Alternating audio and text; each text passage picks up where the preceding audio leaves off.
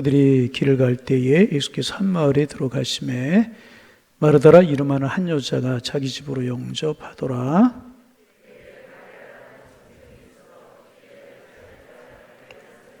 마르다는 준비하는 일이 많아 마음이 분주한지라 예수께 나아가 이르되 주여 내 동생이 나 혼자 일하게 두는 것을 생각하지 아니하시나이까 그를 명하사 나를 도와주라 하소서.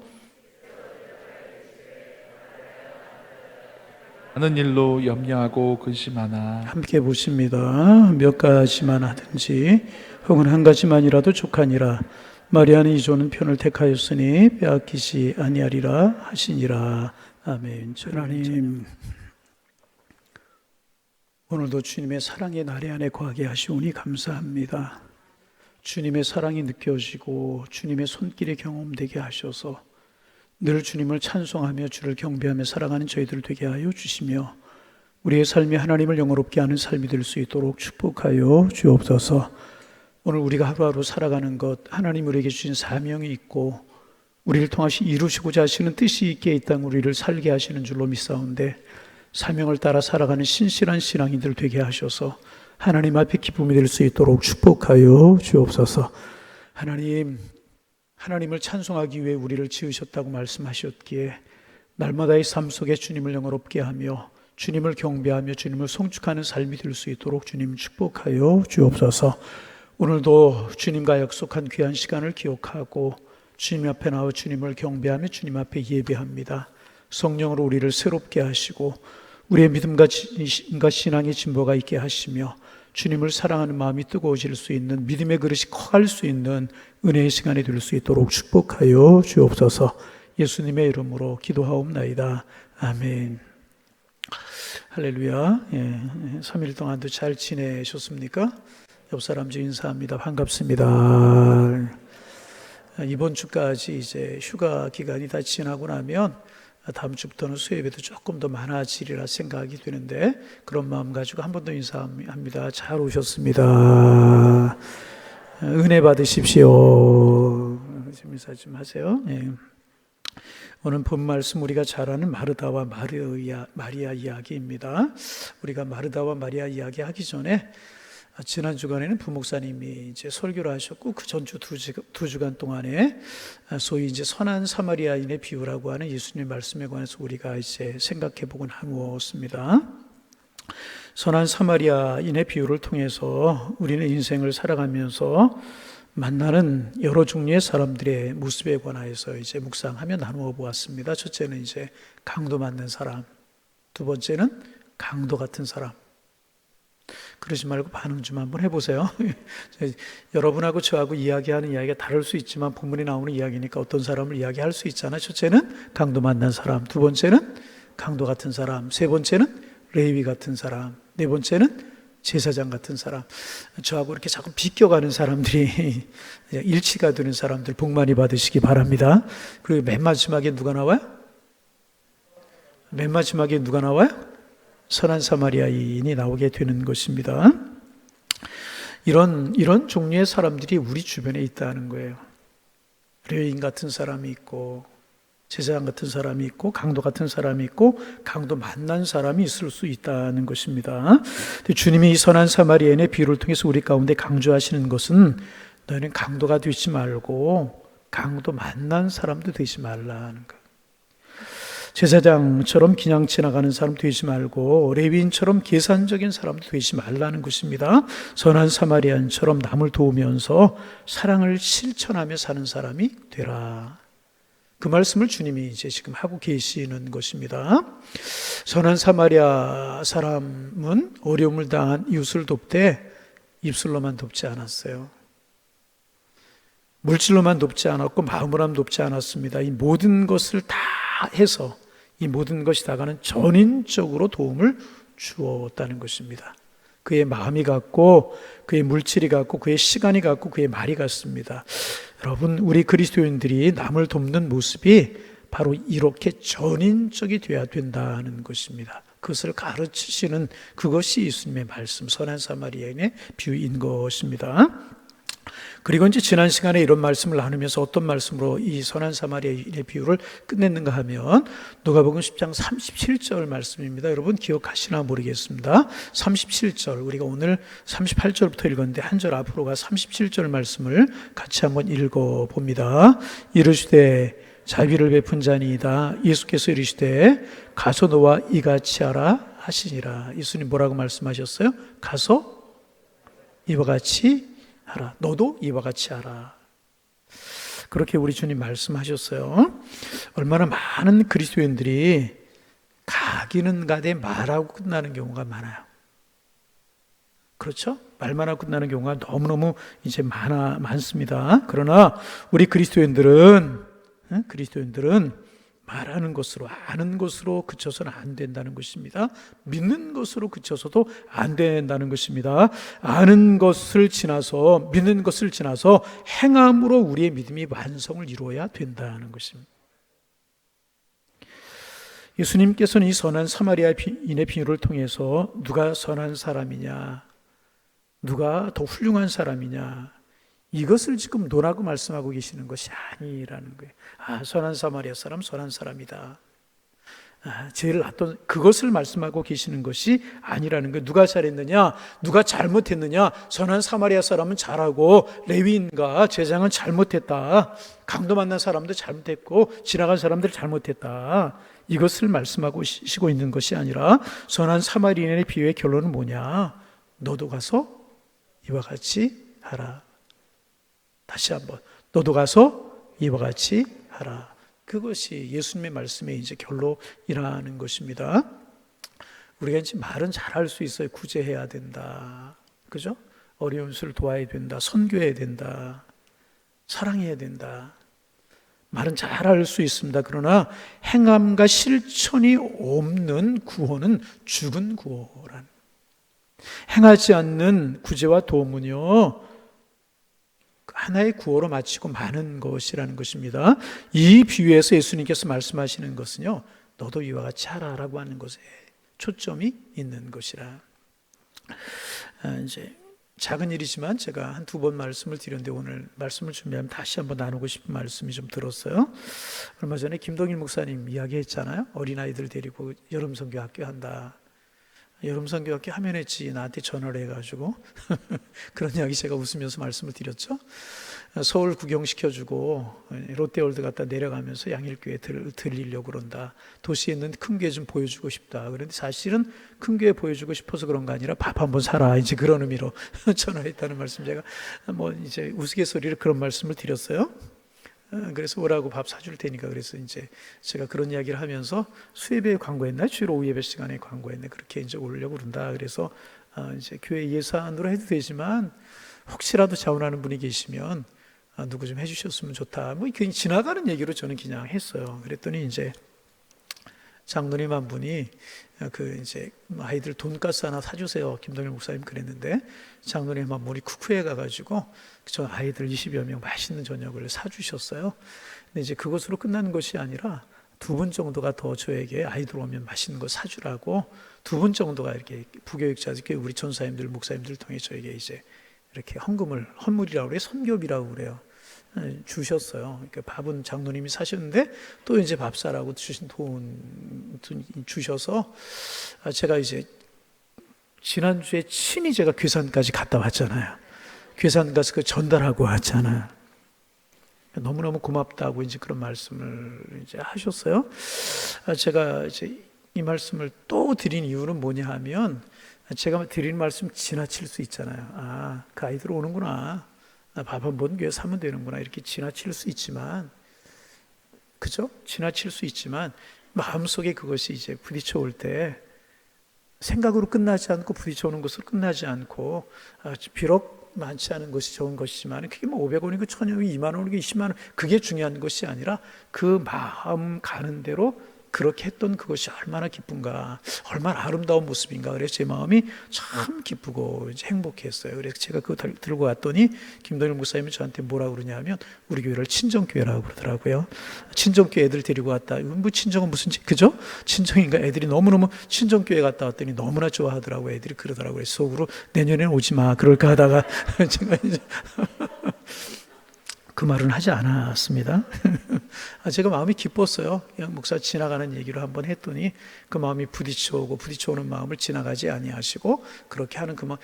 다시 말씀드리지만 금액이 크고 작은 것이 문제가 아니라 그런 마음, 사랑의 마음이고, 사랑의 마음이 왔을 때 말이나 마음으로 그치지 않고 그렇게 베풀고 그런 모습이 얼마나 귀한 것인가, 그런 생각을 하면서 참 감사하다 그런 생각을 해본 적이 있었습니다. 여러분, 어떤 분이 그런 이야기를 하셨어요. 예수 믿는 순서대로 말을 잘한대요. 예수 믿는 순서대로. 그러니까 교회에서 말을 누가 제일 잘하겠어요? 목사님들이 말 제일 잘해요.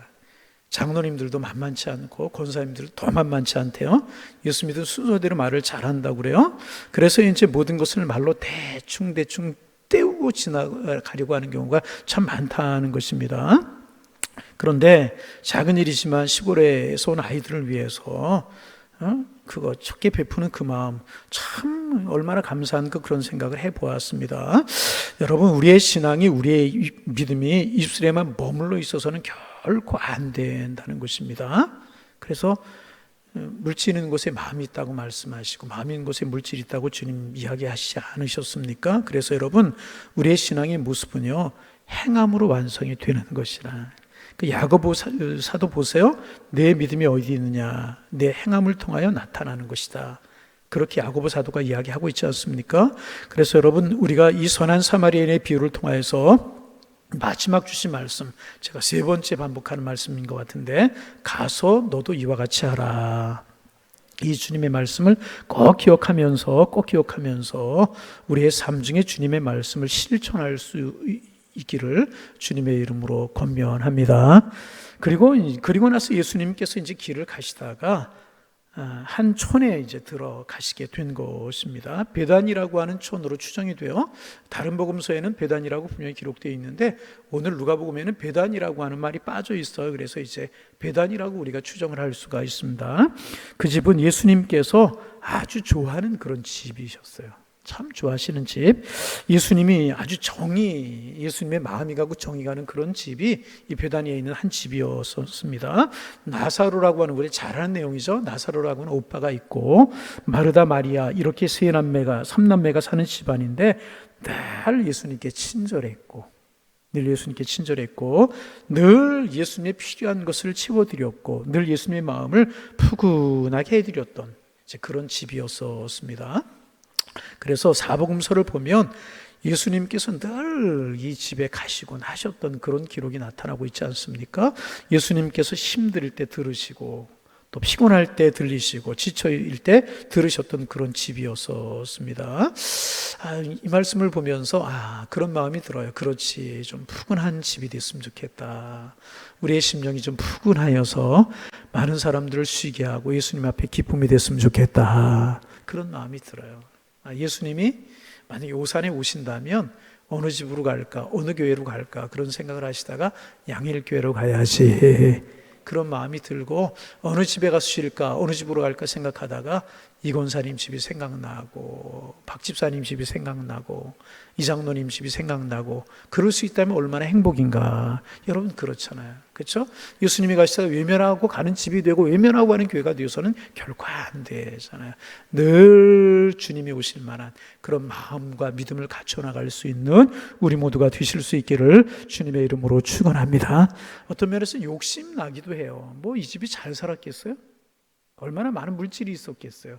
마르다가 많은 것 해드리려고 분주했지만 얼마나 고급진 것들을 해드렸겠습니까? 절코 그렇지 않아요. 베단이라고 하는 동네는 예루살렘 변두리에 있는 동네예요.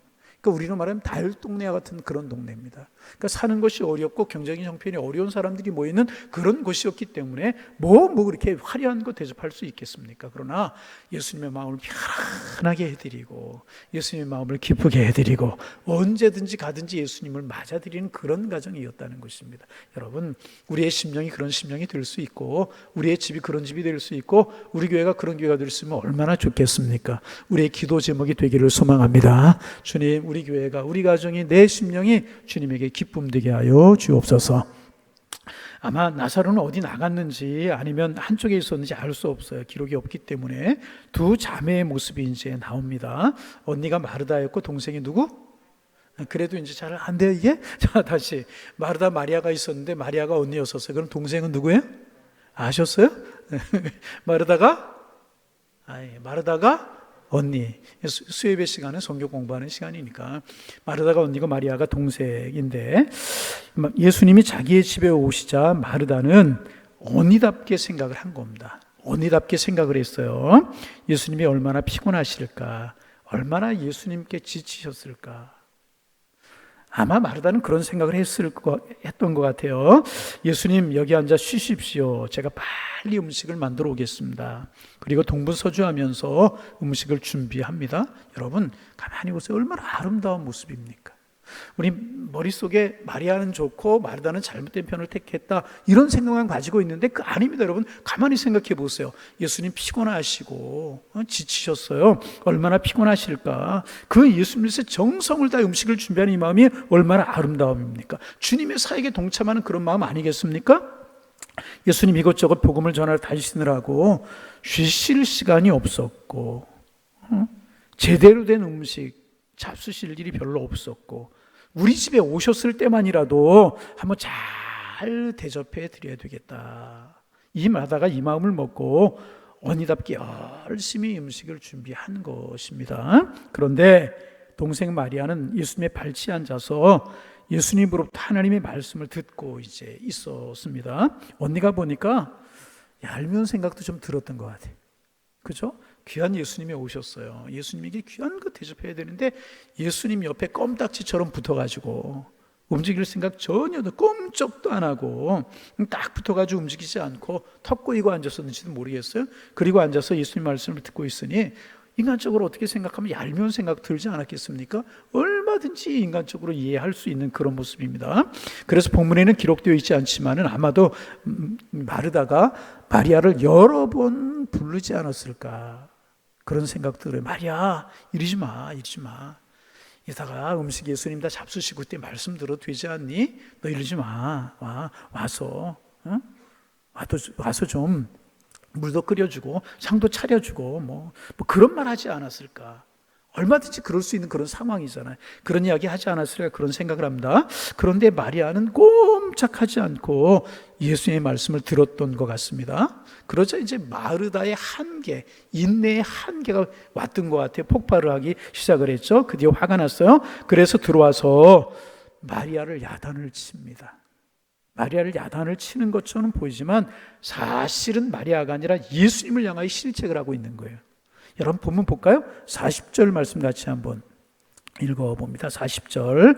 마르다는 준비하는 일이 많아 마음이 분주한지라 예수께 나아가 이르되 주여 내 동생이 나 혼자 일하게 두는 것을 생각하지 아니하시나이까 그를 명하사 나를 도와주라 하소서. 이르되 주여 내 동생이 나 혼자 일하게 두는 것을 생각지 아니하시나이까 그를 명하여 나를 도와주라 하소서. 이렇게 이야기합니다. 여러분 자세히 보십니다. 보세요. 사실은요 좀 무례한 태도입니다. 자기가 하는 것은 하는 것이지 예수님께 이럴 필요 없잖아요. 예수님과 가까웠기 때문에 이 정도의 대화가 가능했는지는 모르겠어요. 늘 예수님께서 들으시던 그런 집이었으니까, 친숙했으니까 이런 정도의 이야기는 가능했을지 모르겠지만은 사실 무례한 이야기죠. 왜 가만두고 보십니까? 지금 예수님이 잘못한 게 있어요? 그 예수님께 지금 뭐라고 하고 있는 것 아니겠습니까? 예수님께서 보십시오. 예수님 당신도 눈이 있으면 보실 것 아니겠습니까? 나 혼자 이리 뛰고 저리 뛰고 우리 이야기를 하면 바빠서 죽겠습니다. 이럴 때 잘 쓰는 이야기, 죽겠다는 이야기 하잖아요. 죽겠습니다. 그렇게 이야기하고 있는 것입니다. 내 동생 예수님 곁에 말씀만 듣고 있습니다. 내가 여러 번 불렀지만 마리아는 꿈쩍도 하지 않고 오지 않습니다. 그러니 예수님께서 좀 나가서 언니 좀 도와주라고 하십시오. 그리고 있는 거예요 지금 마리아가.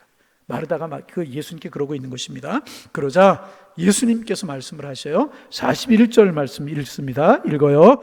주님께서 대답하여 이르시되 마르다야 많은 근심하나. 자 42절까지 몇 가지만 하든지 혹은 한 가지만이라도 족하니라. 마리아는 이 좋은 편을 택하였으니 빼앗기시 아니하리라 하시니라. 자, 거기 41절에 보면 예수님께 대답하여 이르시되 마르다야 마르다야. 그렇게 두 번 예수님께서 마르다를 부르십니다. 말씀을 보면서 깊이 여러 번 생각해 보았어요. 왜 예수님이 두 번씩 부르셨을까? 한 번만 마르다야, 그렇게 이야기하셨으면 되잖아요. 그런데 마르다야 두 번씩이나 말씀을 하셨을까? 성경에 보면 이제 이런 표현들이 간혹 있어요. 진실로 내가 이르노니, 그런 표현이 있잖아. 진실로 이런 표현들이 있어요. 이렇게 이제 두 번씩 나올 때는 그 뒤에 중요한 이야기가 나오는 거예요. 다시 말하면 강조할 때 예수님께서 말씀을 많이 하셨다는 것입니다. 그러니까 예수님께서 두 번이나 마르다의 이름을 부르셨다는 것은 강조하신 것이라는 것입니다.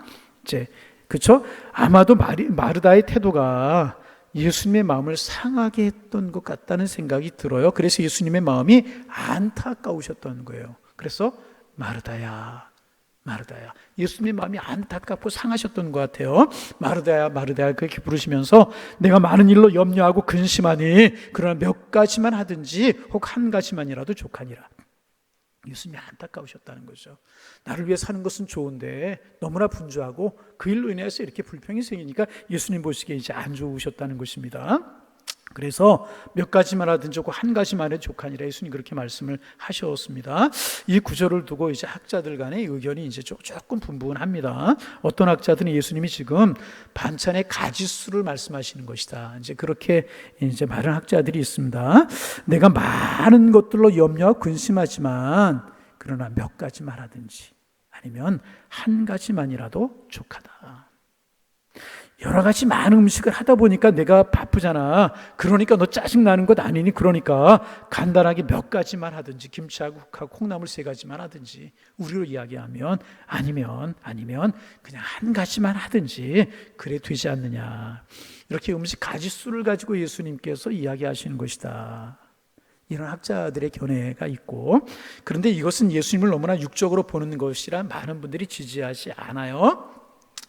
이제 그런 전후 사정과 초대교회 전승 같은 것을 미뤄볼 때 주님의 이 말씀의 뜻은 이런 거라는 거예요. 내가 하나님의 일과 세상의 일을 다 하려고 하는 것은 옳지 않다.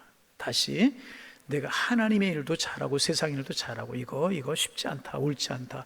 예수님께서 이렇게 말하신 것으로 이제 해석하는 견해가 이제 옳은 견해라고 그렇게 봅니다. 어떤 초대교회 전승들이나 전후맨막으로 볼 때, 그래서 한 가지의 우선을 두고 다른 것은 좀 소홀해도 괜찮다, 이런 뜻으로 우리가 이해할 수 있다는 것입니다.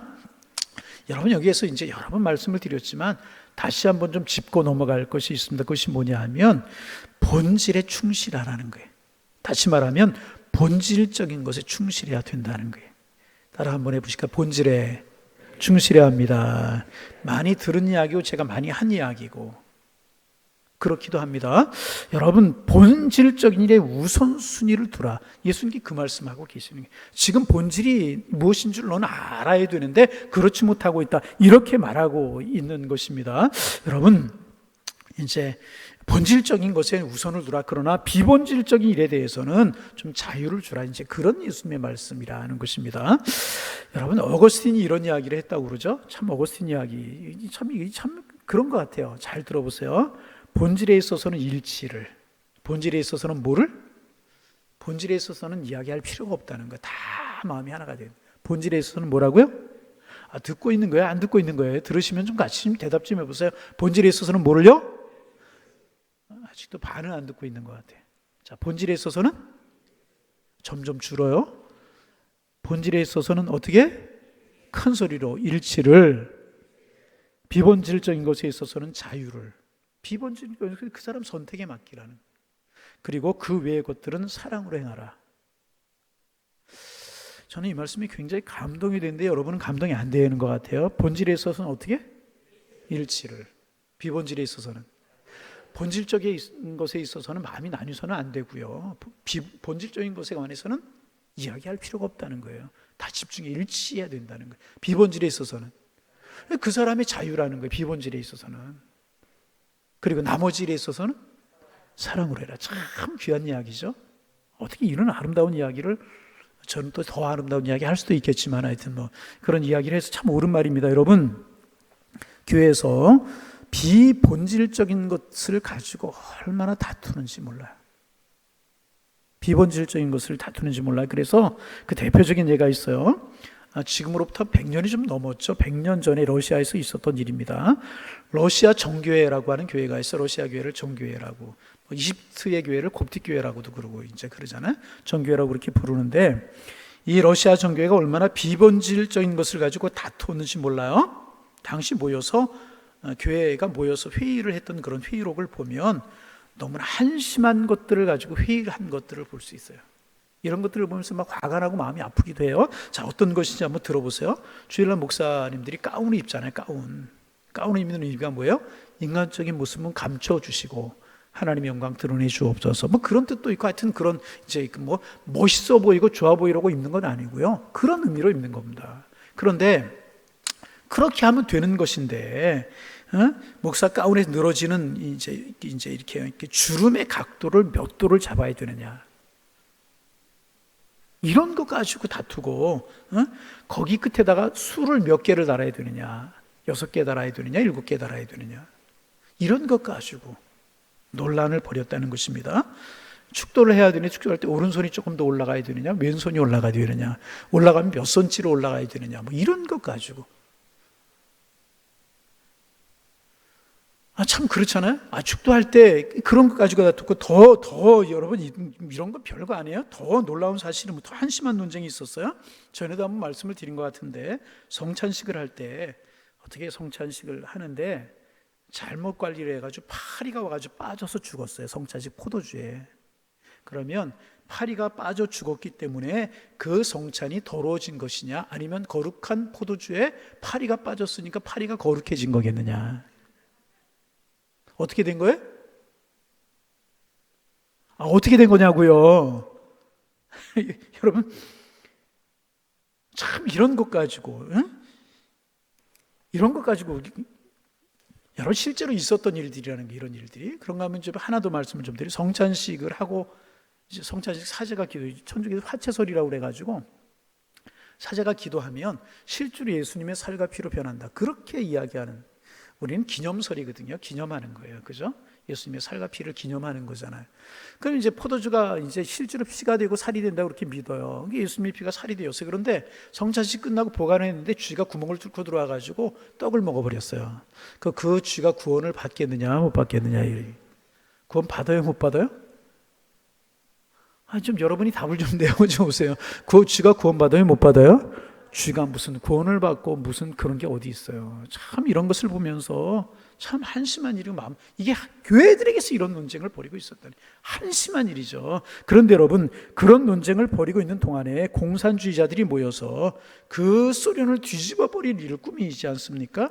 그래서 0.3%밖에 안 되는 공산당원들이 95%의 러시아 정계를 뒤집어 엎고 만 거예요. 볼세비키 혁명이라고 우리 이야기하잖아요. 0.3%뿐이 안 되는 공산주의자들이 95%나 되는 러시아 정교회를 뒤집어 버리고 말아요. 그래서 공산화가 되어버리고 말지 않았습니까? 여러분, 비본질적인 것에 이렇게 매달리게 되면은요, 그 공동체는 무너지게 되어 있고요, 그 공동체는 오염되고 오염되다 무너질 수밖에 없는 것이라. 그래서 여러분, 우리는 본질에 충실해야 되는 것이라. 우리 하나님에게서 본질이 무엇입니까? 어떻게 하면 하나님의 뜻을 이룰 수 있을까? 어떻게 하면 예수 잘 믿고 신앙생활 잘할 수 있을까? 어떻게 하면 하나님의 교회가 한 영혼에 더 구원할 수 있을까? 이런 게 본질이잖아요. 한 영혼 구원해서 하나님의 사람으로 어떻게 하면 만들 수 있을까? 교회에 주신 사명이 뭐고, 우리 교회가 심수해야 되는 일이 무엇이고, 주님이 마지막 때에 교회들에게 맡기신 사명이 뭐, 여기에 충실해야 되는데 말꼬리 가지고 이게 말꼬리 가지고 늘어지는 거지. 아니, 파리가 그 포도주에 빠져 죽었으면, 여러분 그렇잖아요. 어떻게 하면 돼요? 잘 보관해서 파리가 빠지지 않도록 조심해야 되고, 빠져 죽었으면 버리고 새 것으로 하면 되잖아요. 여러분 그렇잖아요. 이게 거룩해졌느냐, 뭐가 어떻게 거룩해, 파리가 뭐가 거룩해지고 쥐가 구원을 어떻게 받아요? 여러분, 이게 비본질적인 것에 빠져들면 이렇게 해야 되는 거라. 여러분, 우리 교회는 부디 본질에 충실한 하나님의 교회가 되기를 소망합니다. 여러분, 신앙생활할 때 자꾸 비본질적인 것 갖고 붙들지만, 여러분 직분도 비본질입니다. 이거 본질 아니에요. 이거에 생명 걸지 마세요. 내가 조금 더 하나님의 교회 잘 섬기고 하나님 잘 섬기는데 도움이 된다면 직분도 필요한 거지. 직분 그 자체가 문제라면 무슨 직분이 필요가 있는 것이겠어요? 여러분 그렇잖아요. 여러분 직분 가져서 하나님 더 잘 섬기고 할 테면은 직분 가지세요. 얻으세요. 직분 받으세요. 아멘. 그게 명예인 것 같고 좋아 보일 것 같았으면 그거 안 하는 게 차라리 낫단 말이에요. 여러분 그렇잖아요. 지금 이야기면 조용해지는 하여튼 그렇지. 여러분 잘 우리가 생각할 필요가 있어야 됩니다. 여러분 빵이면 어떻고 빵 먹으면 어떻고 밥 먹으면 어때? 예수님 빵 대접하면 어떻고 밥 대접하면 어떻고 많은 반찬이면 적은 반찬이면 어떻습니까? 여러분 그렇지 않습니까? 응? 콩나물 먹으면 어떻고 고기 먹으면 어떤 거예요? 여러분 그렇잖아요. 제가 갑자기 생각이 나는데 교육준사 할 때 전에 말씀드렸네. 제가 교육준사 이제 22살, 3살부터 이제 교육준사를 하는데 그때는 학생회를 제가 담당을 했는데 학생 토요 집회라고 하는 것이 있었어요. 그럼 제가 토요일 날 일찍 출발을 해요. 출발하면 이제 한 2시간, 2시간 반 걸리는 거리를 버스 타고 다녔기 때문에 토요일 날 가서 성경 공부하고 그리고 왔다가 또 주일날 가고 이제 그렇게 하는데 토요일 날 주로 권사님들이 나오셔서 주일 교인들 식사 준비를 하고 이제 그러셨어요. 근데 가면 권사님들이 반겨주시고 뭐 하여튼 권사님들이 도와드리고 이제 그랬는데 그날 분위기가 좀 이상해요. 교회를 갔더니 서로 말씀도 안 하시고 뭐 조금 그래 분위기가 이상해요. 권사님들에게 왜 그러냐고 물을 수도 없고 그렇잖아요. 나중에 아니까 무슨 일이 벌어졌냐 하면 내일 주일날 이제 교인들 오시면 좀 식사하기 위해서 권사님들이 식사 준비를 하러 토요일날 나온 거예요. 나하고 시장 장 보러 갔다가 의견 충돌이 생긴 거예요. 한 분은 콩나물국이다 미역국이다 뭐 이래가지고 콩나물이다 미역이다 콩나물 에이 마음대로 해라 이렇게 돼버린 거예요. 여러분 콩나물이면 없고 미역이면 어때요? 그거 먹고 은혜 받고 예배 잘 드리고 성도교에서 이루고 하나님 기쁘시게 하면 되잖아요. 여러분 그런 거 아니겠어요? 본질이 중요한 것이. 여러분 축도를 하면서 오른손이 조금 올라가면 어떻고 왼손이 올라가면 어때요? 가운의 줄이 하나 못 떴고 10개 못 떴습니까? 여러분 그렇지 않습니까? 여러분 파리가 죽었으면 어떻고 모이가 죽었으면 어때요? 잘 보관하도록 다음부터는 그리 없도록 노력하고 새 것으로 하면 되는 것 아니겠습니까? 여러분 그렇잖아요? 이거 비본질적인 것들이란 말이죠. 그런 것 가지고 시끄럽게 해서는 안 돼요. 그러다가 러시아가 공산주의가 되어버리면 한 건 아니겠어요. 우리 정신 차릴 수 있어야 돼요. 본질을 붙들 수 있어야 됩니다. 오늘 예수님께서 마르다에 대해서 이런 것을 바로 구분하라고 말씀하고 이제 계시는 것입니다. 여기서 우리는 두 종류의 인간형이 있음을 이제 보게 되는 것입니다. 하나는 뭐냐, 마르다와 같은 사람이고 다른 하나는 마리아와 같은 사람입니다. 세상에는 이 두 종류의 사람들을 구분할 수가 있다는 것입니다. 마르다는 이름하여 행위에 관심 있는 사람이다. 다시 무엇에? 행위에 관심 있는 사람이다. 그렇게 이야기를 할 수 있습니다. 관심이 많은 사람 무엇을 할까? 그죠? 일을 많이 하기를 원하는 그런 사람들. 이에 비해서 마리아는 to be, 그죠? 관심 많은 사람, 내가 어떤 사람이어야 하는가. 두 종류의 사람이 있게 된다는 것입니다. 그러니까 마르다는 동적이고 육적이고 사무적인 사람이라면 마리아는 내적이고 원리적이고 이제 영적인 사람이라고 이야기를 할 수가 있습니다. 그래서 예수님이 오셨을 때 마르다는 예수님을 어떻게 기쁘시게 해드릴까 하는 것을 육적으로 해석을 했고, 마르다는 어떻게 예수님을 기쁘시게 해드릴까 하는 것을 영적으로 해석하는 것이다. 이제 그렇게 보는 것입니다. 그래서 마리아는 예수님과 영적인 대화를 나누었고, 마르다는 예수님과 육적인 배고픔을 덜어드리려고 이제 한 것입니다. 여러분, 그러면 여기서 우리가 한 가지 질문을 할 수가 있어요. 여러분, 마르다와 마리아 두 종류의 사람이 있어요. 어떤 사람이 필요할까요? 어떤 사람이 필요할까요? 마르다일까요? 마리아일까요? 누가 더 필요할까요? 질문 자체가 좀 모순이 있죠. 질문 자체가 누가 더 필요한 것이 아니라 사실은 이 두 사람이 다 필요한 거죠. 그렇죠? 이 두 사람이 다 필요한 것입니다. 여러분, 다 마리아면 예수님은 배가 고파서 죽으십니다. 예수님에게 식사도 대접할 사람이 누군가가 있어야 되잖아요. 여러분 그렇잖아요. 아니에요?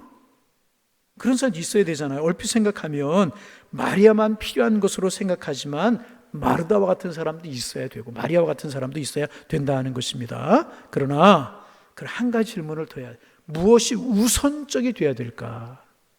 어떤 사람이 우선적인 사람이 되어야 될까라고 하는 질문을 했을 때 마리아 같은 사람이 우선적인 사람이 되어야 될 것이다. 이 사실을 우리가 기억할 수 있어야 되는 것입니다. 마르다적 요소는 최소한의 머물게 이제 하는 거예요. 이제 마리아적 요소는 내 삶을 이끌고 나가야 이제 한다는 그런 것입니다. 그래서 여러분, 마르다가 예수님을 위해서 한다고 했지만 사실은 진정으로 주님을 우선적으로 위한 것이 아니었다는 것입니다. 여러분 보세요. 이제 그 마르다 같은 사고를 한 사람이 성경에 있는데 베드로 같은 사람이 마르다 비슷한 사고를 한 사람이라고 이야기를 할 수 있습니다. 예수님께서 십자가를 지고 죽으셔야 된다는 이야기를 할 때 베드로가 뭐라고 그래요? 안 됩니다. 주님 죽으시면 안 됩니다. 그 예수님 뭐라고 그러셨어요? 사탄아 물러가라, 그렇게 말씀하셨어요. 육신적으로만 자꾸 생각하는, 영적인 것을 모르는 그런 사람입니다. 주님이 이제 고난당하시고 체포되시자 그 순간에 예수님을 사랑하는 것처럼 행동해 칼을 빼서 말고의 귀를 자르지 않습니까? 그러자가 주님께 책망을 받지 않습니까? 우리는 종종 마르다와 베드로 같은 이제 사고로 주님과 주님의 교회를 생각하기가 쉬워요. 여러분, 누구에 대한 가장 큰 사랑이 여러분 무엇인가 하면 영적인 사랑이라는 거예요. 이거 꼭 기억하실 수 있어야 돼요. 가장 큰 사랑이 뭐라고요? 영적인 사랑이 없이 육적인 사랑으로만 가져다 주는 것은요, 그게 큰 도움이 되지 못한다는, 영적인 사랑이 가장 우선돼야 된다. 이 사실을 우리가 이제 꼭 기억해야 될 것이고, 그리고 우리가 또 하나 기억해야 될 것이 뭐냐 하면, 우리가 이제 교회 일을 이제 합니다. 우리가 이제 열심히 주님의 몸된 교회에서 봉사하고 헌신하고 그래야죠. 예배하고 또 맡은 기관에 봉사하고 그래야 됩니다. 근데 그렇게 하다 종종 이제 탈진되는 분들이 있을 수 있어요. 번아웃이라고 이야기하죠. 지난 금요기도회 시간에 다윗의 이 탈진, 다윗의 번아웃, 탈진되고 지치다 보니까 바른 판단이 안 되고 모든 것이 두려워지기 시작하는, 그래서 바른 결정을 하지 못하게 되는 거예요. 그런 다윗을 금요일 날 이제 우리가 나누었는데, 가끔 이제 교회에 보면은 그렇게 되는 분들이 참 많이 있어요. 뭐 이제 우리가 열심히 교회를 해야죠. 주님의 몸된 교회이기 때문에, 내일이 아니고 주님의 일이고 또 교회가 맡은 사명이 있고 여러 가지 일들이 있기 때문에 이제 그래요. 그런데 우리 하나님의 사람들이 꼭 기억해야 될 것이 있다는 거죠. 열심히 하는 것 좋은데 꼭 기억해야 될 것은 뭐냐 하면 영적인 일이 우선이 되어야 된다는 거예요.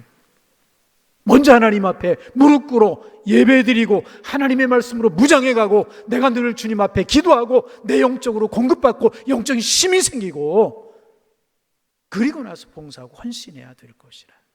다 중요합니다. 예배만 중요하고 봉사 안 중요한 것 아니고, 봉사 중요하고 예배도 중요하다는 것입니다. 그러나 먼저 우리가 기억해야 될 것은 뭐냐 하면 하나님 앞에 내 영혼이 공급받고 새 힘을 얻고 하나님 앞에서 내가 날마다 새로워지고 은혜 가운데 살아가는 삶이 가장 우선이 되어져야 된다는 거예요. 그렇지 않으면 탈진되다 보면 다 귀찮아질 때가 있고 신앙 믿음까지 흔들릴 때가 있다는 사실을 꼭 기억하셔야 될 것이라. 그래서 가장 우선순위를 따진다면 예배에서 내가 은혜 받고 기도와서 주님의 사랑을 체험하고 내가 십자가의 감격을 내 마음속에 늘 채워가는 것, 이게 우선. 주님이 이것을 말씀하고 계시. 마르다 잘못됐어, 마르다 같은 사람 있어서는 안, 이런 이야기 결코 아니고 마리아만 무조건 잘해, 그런 일이 결코 아니라는 것입니다. 우선순위를 생각하고 그럴 때 영적인 일을 먼저 생각할 수 있는, 거기에 우선을 둘 수 있는 그런 신앙의 사고가 이제 중요하다는 것입니다. 그래서 여러분, 가치를 여러분 영적인 것에 먼저 두실 수 있기를 바랍니다. 여러분, 그렇지 않아요. 내가 은혜 받지 않은 모습에서 자꾸 헌신 봉사만 하다 보면 지칠 수 있고 의미가, 내가 왜 하는지도 모르게 된다는, 일이 되고 일 속에 파묻혀서 은혜 없는 삶을 살다 보면 지치고 싶고 상하기 쉽고, 또 이런 분들의 특징은 뭐냐 하면 하나님께 관심을 두지 못하고 자꾸 사람들의 평판에 관심을 두는 거예요. 그래서 인정해 주지 않고 누가 칭찬해 주지 않고 봐주지 않는 것 같으면 내 마음이 시끄럽고 봉사하고 헌신하던 거 놓고 싶은 생각이 들고, 그런 게 다 뭐냐 하면, 그래서 그런 영적인 가치를 두면 사람 생각하기 전에 하나님께 가치를 두잖아요. 그럼 누가 인정하든 인정하든 상관이 없는 것 아니겠습니까? 그런데 그렇지 못하니까 평판에 흔들리고 사람들의 관심이 흔들리고 그럴 때가 있다는 것입니다. 여러분, 가치를 다 중요하되 먼저 영적인 것에 가치를 둘 수 있는 하나님의 사람들 되실 수 있기를 주님의 이름으로 축원합니다. 영적으로 충만한 사람, 하나님과의 교제가 있는 사람이기 때문에 사람들이 알아주든 알아주지 않든 행복해요. 왜? 하나님이 기억하시기 때문에, 하나님이 알아주시기 때문에. 그러니까 세상이 평판 그렇게 중요하게 생각하지 않는다는 것입니다. 그래서 마르다도 굉장히 중요합니다. 다시 말씀드리잖아요. 마르다가 없으면 어떻게 하겠어요? 교회가 어떻게 돌아가겠어요? 하나님의 공동체가 어떻게 되겠어요? 틀림없이 마르다도 중요하고요.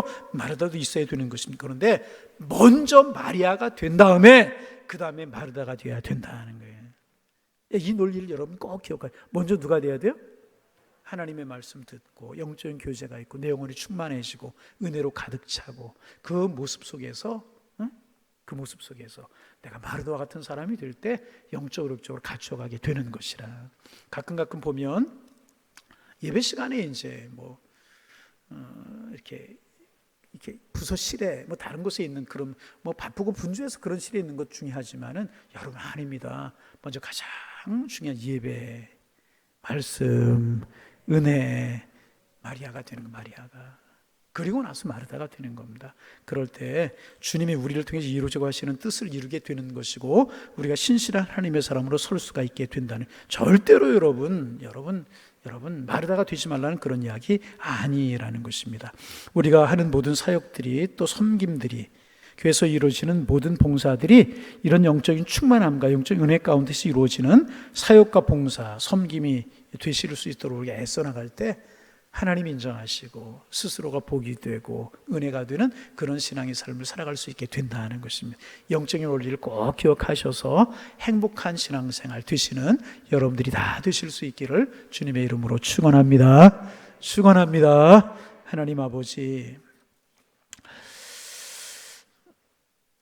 다 중요하지만 먼저 영적인 가치에 우선순위를 둘 수 있는 저희들 될 수 있도록 도와주셔서 하나님, 믿음으로 신앙으로 든든히 서가는 모습 되게 하시고 그런 저희들의 모습이 우리 주님을 기쁘시게 하며 교회의 덕이 되며 많은 사람들에게 복을 나누는 그런 삶이 될 수 있도록 축복하여 주옵소서.